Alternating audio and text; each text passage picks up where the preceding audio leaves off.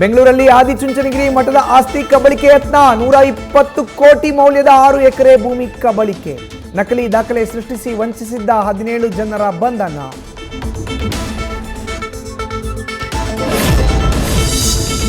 ಮಠದ ಆಸ್ತಿ ಕಬಳಿಕೆ ಕೇಸ್ನಲ್ಲಿ ಸರ್ಕಾರಿ ಅಧಿಕಾರಿಗಳೂ ಭಾಗಿ. ಬಂಧಿತ 17 ಜನರ ಪೈಕಿ 6 ಮಂದಿ ಸರ್ಕಾರಿ ಅಧಿಕಾರಿಗಳು.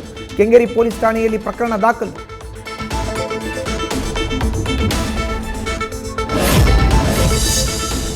ಹದಿನೇಳು ಜನ ಅರೆಸ್ಟ್ ಆದರೂ ಪ್ರಮುಖ ಆರೋಪಿ ಸಿಕ್ಕಿಲ್ಲ. ನೆಲಮಂಗಲದ ನರೇಶ್ ಗೌಡ ಇದರ ಮಾಸ್ಟರ್ ಮೈಂಡ್. ನಾಪತ್ತೆಯಾಗಿರೋ ನರೇಶ್ಗಾಗಿ ಹುಡುಕಾಟ. ಹೆಚ್ಚಿನ ಬಡ್ಡಿ ಆಮಿಷ ಒಡ್ಡಿ ಗ್ರಾಹಕರಿಗೆ ವಂಚನೆ. 165 ಕೋಟಿ ರೂಪಾಯಿ ಟೋಪಿ ಹಾಕಿ ದುಬೈಗೆ ಹಾರಿದ ವಂಚಕರು. ಬೆಳಗಾವಿಯಲ್ಲಿ ಮತ್ತೊಂದು ಹೂಡಿಕೆಯ ಮೋಸ ಬಯಲು. ನ್ಯಾಯಕ್ಕಾಗಿ ನೊಂದವರು ಡಿಸಿ ಮೊರೆ.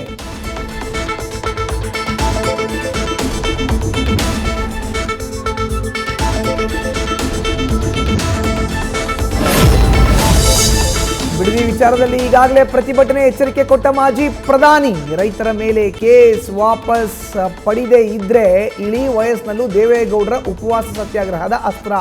ಪ್ರಬಲ ಹೋರಾಟಕ್ಕೆ ವೇದಿಕೆ ಸಜ್ಜುಗೊಳಿಸ್ತಾ ಇರೋ ಜೆಡಿಎಸ್.